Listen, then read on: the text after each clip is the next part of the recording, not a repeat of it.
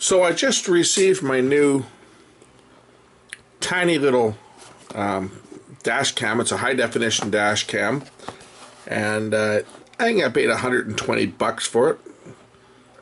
And these are the specs. It's a 1.5 inch TFT LCD, but the most important one is the video codec.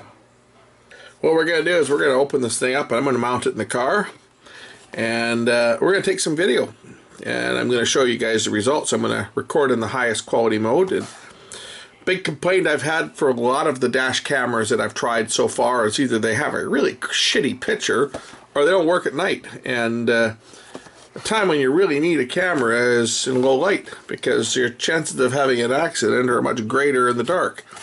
And that's where you really need to have photographic evidence. So let's just crack this puppy open and take a look at it. Well, there it is. This thing is tiny. There's our car mount. Comes with a car mount with a sticky back. What other goodies are in this box here? So we've got a power cord and power supply, and a USB cord, and look at that, it even comes with an HDMI to mini HDMI cord, and of course the relatively useless instructions. But hey, at least they're in English. So here's the camera. As you can see, it is very small.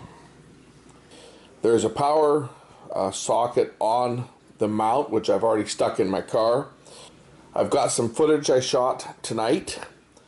I went on some very dark roads where there's no street light. I took a drive down the freeway, I took a drive around my neighborhood, and I took a drive on some dark farm roads. Okay, let's get things started here. For this first video, I'm going to show you some shots taken during the daytime, and the video, as you're going to see, is very, very clear. And I'm also going to do some shots into the sun, and then we'll follow that up with the nighttime video. Okay?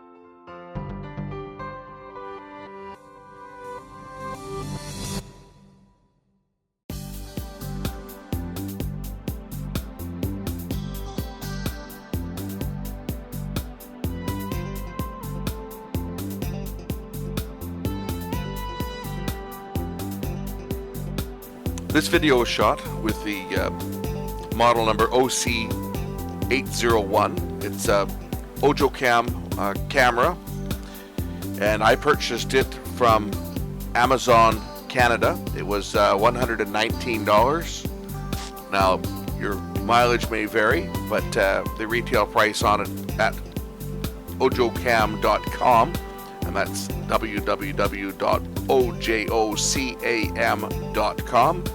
It is listed at $120.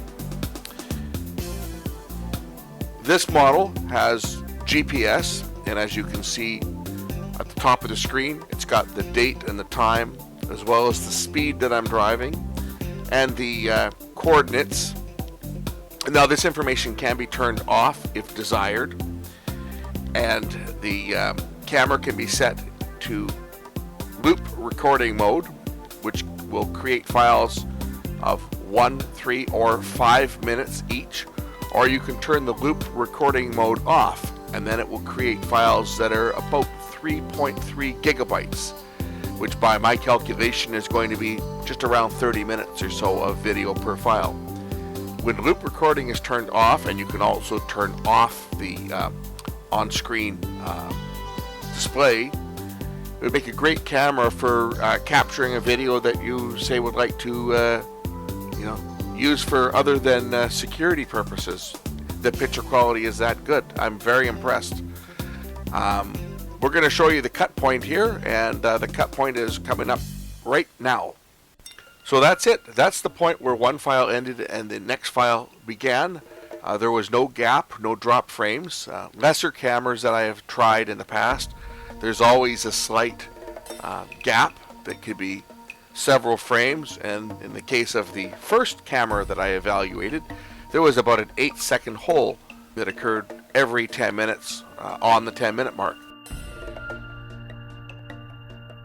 As I turn into the sun, it performs extremely well. I want to point out that there are several modes of operation for the camera. In the settings, I'm using the factory settings here, and the metering mode is set to center weighted. There's also an average weighted metering and a spot meter mode, which I will try, and on a future video I'll show you that.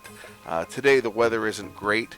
It's overcast and raining, so it's not the best for getting great pictures, although I'm sure I'll get some use out of the camera. I'm going to continue to test it today, try some of the other modes, but the spot metering I'm going to try on a day where it's nice and clear, and see how that performs. But as you can see, even going into the sun, the video is spectacular. So coming up shortly, we'll have some driving at night, and you'll see how well the camera performs under various lighting conditions, both in my neighborhood, out on the freeway, and in some back country roads where there is no street lighting, and the only lighting available is from my car headlamps.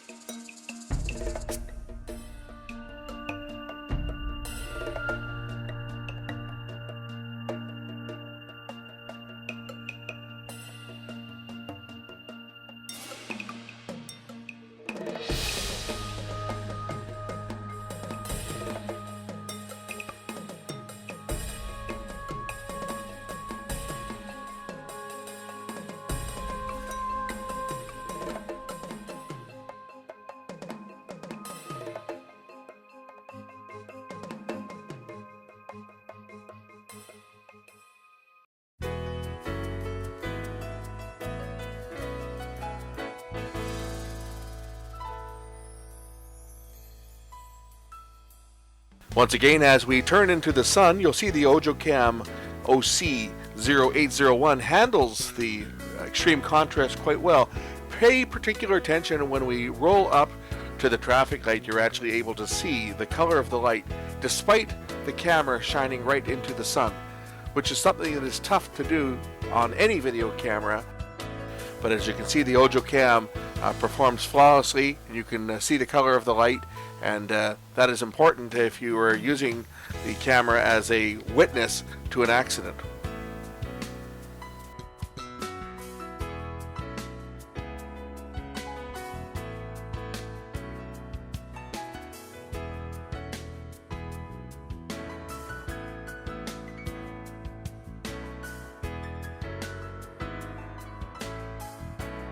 With the Ojocam, you do have the option of recording live audio or muting the sound, as is you can mute your speed and your GPS data and date and time from the screen if you choose to.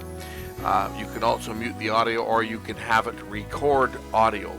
Now, one thing about the Ojocam is that it does have a G sensor in the camera, so if it detects a G-force over a preset limit, it will lock the files. Prevent overwriting. That way, and they will be saved as an event. That way, if you were involved in an incident, say where you have to make a fast stop, or you're involved in an impact, it will actually lock those files so that they don't get erased, so that you've got your evidence and you can't accidentally erase them. But what I'm going to do now is I'm just going to turn the microphone on the camera for a minute here, and we'll kill the music so you can hear the quality of the sound that is recorded by the microphone. It's not great, but it does get the job done. So we'll just take a listen to the built-in microphone for a moment here. 50 kilometers an hour exactly is what we're doing now, 48 now. Slow them down a bit for the light.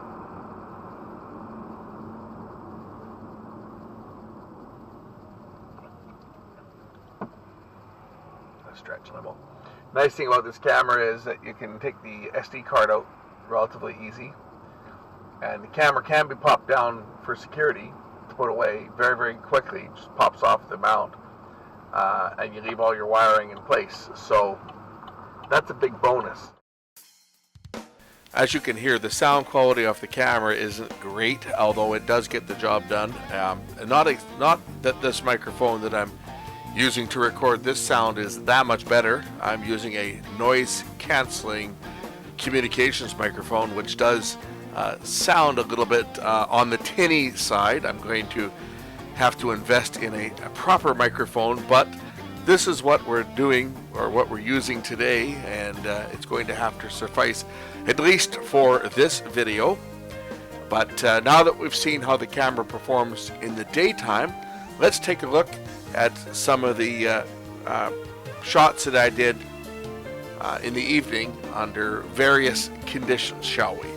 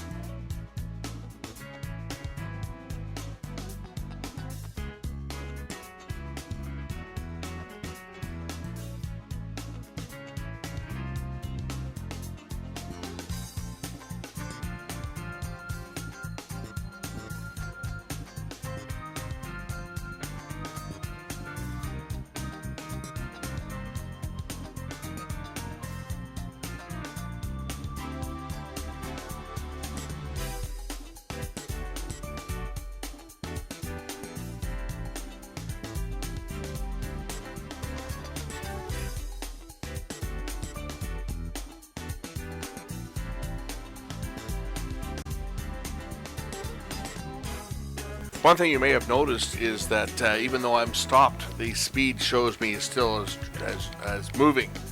And that is because the GPS speed is not dead on. It is if you're cruising. It's exactly the same speed as was shown on my speedometer. But there is a slight delay for it to update.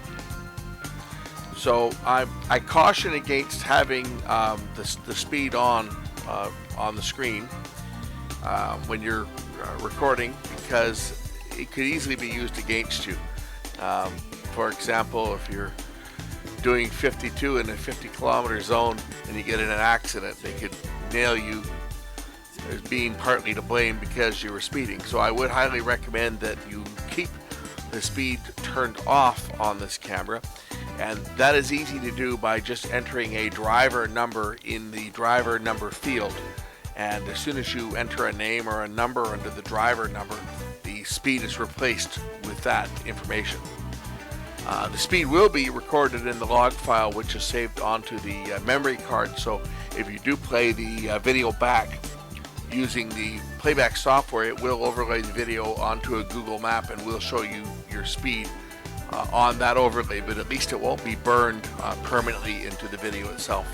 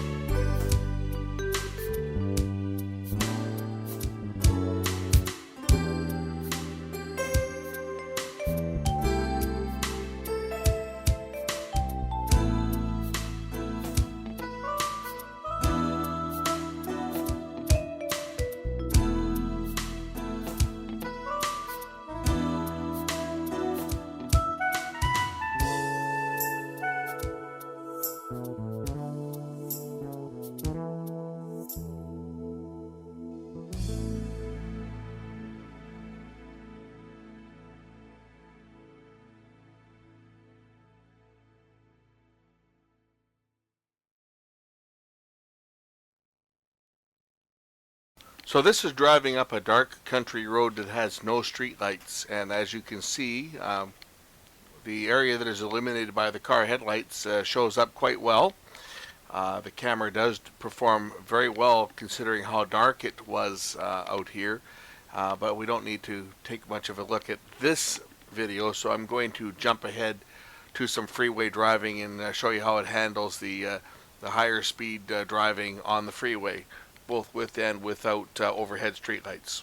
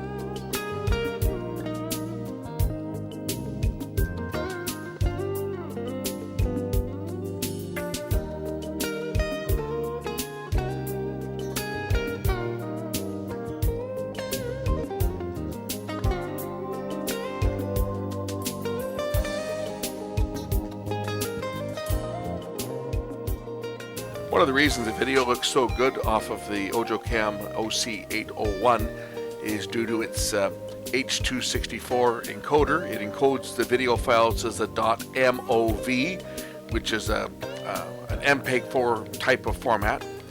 Some of the features it features is when you power up your car, it automatically starts recording when you turn on the key, and it stops it when the key is turned off. It'll cycle recording so that you can continue to record without having to erase your memory card in between sessions. It will do digital still photos, and it does have a 120-degree wide-angle lens. This all sums up to an excellent little package. It's very small, very discreet, easy to hide in behind the mirror. Highly recommend this unit. Out of all the cameras that I've tested to date, this is the only one I'm considering keeping in my car. I'm that impressed with it. The rest of the ones I've got, I'll give them away or do something with them, but none of the other ones that I've tried to date even measure up.